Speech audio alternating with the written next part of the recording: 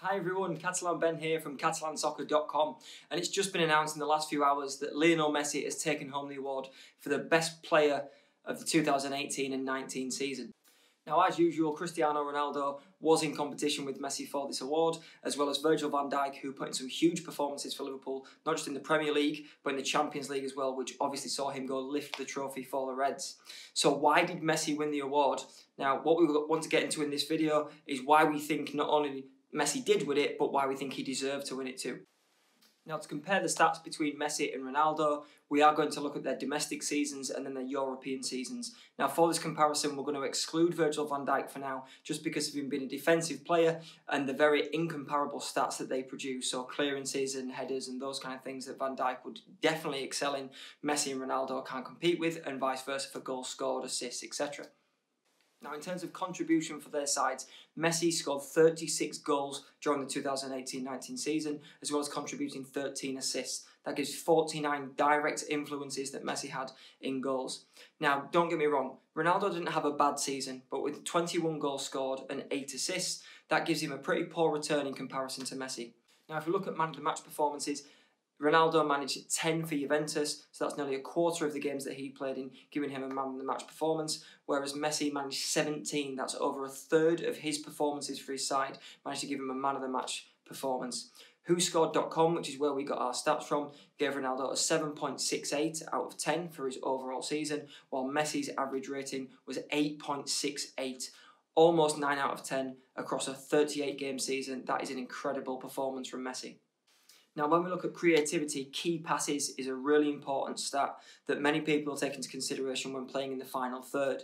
Now, Ronaldo averaged 1.5 key passes per game, which is a pretty good rate to be doing at least one every single game, creating chances and putting chances in front of your teammates. That's a pretty good performance. Now, bear in mind that Messi averaged 2.7 per game. Now, what that gives you is almost double the key passes into creative areas in the final third, the most crowded area of the pitch, the most difficult place to play the successful passes and to create chances, and Messi almost doubled Ronaldo's stats. Now we'll look at the Champions League. Now in the Champions League, Messi contributed 12 goals to Barcelona's 26 Champions League goals this season. That's 46% of his club's goals were contributed by Messi alone. Now, Ronaldo did contribute quite a few goals himself, but only managed actually to contribute 43%, which was 6 goals. So whilst the comparison for percentage looks quite similar, Ronaldo only managed 6 goals, half of what Messi managed in the Champions League. Now, Messi's average rating in the Champions League across all the games that he played was 8.8 out of 10. Now, most players, let's be honest, would be happy with one 8.8 performance across a full season. Never mind the Champions League, one of the toughest competitions in world football, and never mind averaging 8.8 out of 10 across the full season of games in the Champions League. That really is an incredible season from Messi. Now, with 153 chances created, 217 dribbles completed, all the goals and the assists, and European Golden Shoe winner, and Champions League top scorer, and La Liga winner, and Spanish Super Cup winner. If you put those stats on anybody else's season across Europe, there would be no doubt about it. They would be winning the Player of the Year. Yet because Messi has been so great for so long, I really feel like this actually reduces his chances of winning something rather than increases it. So because we've been so used to the consistency and the greatness of Messi, those incredible stats and that incredible season almost feels like it's not quite enough to win a Ballon d'Or or to win the Best Player of the Year award.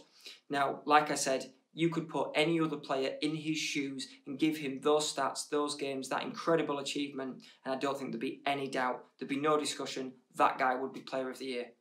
So why not Messi? Now, the comparison with Virgil van Dijk is very different because he's a defensive player, because of the different areas of the pitch that they play in. But let's be honest, Virgil van Dijk had an incredible season. Not only did he contribute massively to the performances at Liverpool and to make sure that Liverpool were really challenging Man City for the Premier League title, he also was a huge part of their win in the Champions League, something that the Reds fans have been dying for a long, long time, since 2005. Now, Virgil van Dijk, I do feel like because of the impact that he's made and because he's a new face on the scene that hasn't been in contention for these kind of awards like Ronaldo and Messi for such a long time, I feel like Van Dijk was very much thrust into the forefront to make sure that he was nominated for these kind of awards. And I think it's fantastic to see defensive players rewarded for the same kind of stats and the same kind of amazing performances that the attacking players put in. Often those defensive players and goalkeepers are overlooked. Now, some people say that if you win the Champions League and if you're winning those big trophies, then obviously you should be considered for the big awards. Now, I think one thing that goes against Virgil van Dijk is that Man City managed to win the Premier League.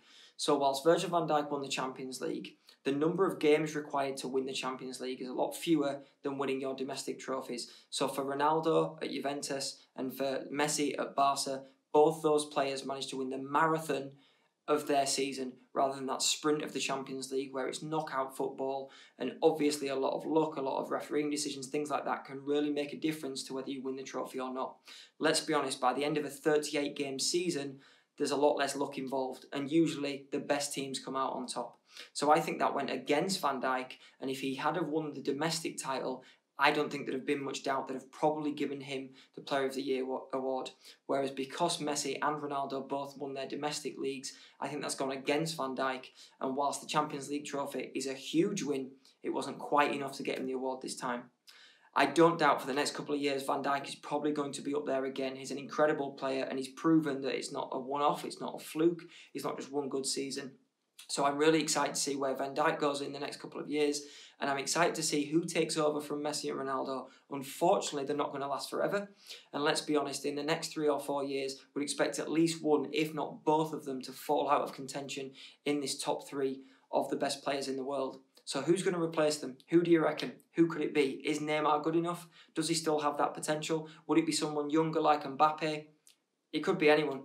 Let's find out. Why don't you hit us up in the comments and let us know who you think could win the Ballon d'Or in the next 3 or 4 years. Do you think it's still going to be Messi, maybe Ronaldo, or maybe someone new? Thanks a lot for watching, guys. We hope you've enjoyed this video. Don't forget to subscribe to our channel, and I'll see you again soon.